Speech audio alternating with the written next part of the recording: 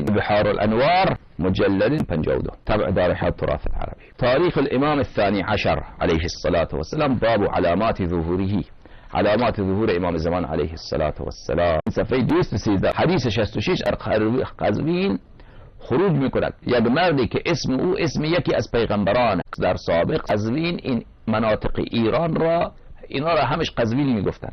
قزوین خروج میکند یک مردی که اسم او اسم یکی از پیغمبران، مردم به طاعت او میدوند، همگی مردم به سرعت فرمانبردار او میشن. مشرک مؤمن، بله اون کسایی که حتی ولایت امیرالمؤمنین علیه السلام را قبول ندارد، دوستان عزیز کسانی که ولایت امیرالمؤمنین علیه السلام را قبول ندارد در احادیث و روایت بر اونها زیاد مشرک گفته شده. مشرک مؤمن همگی پیرو این مردک در قزوین میشن.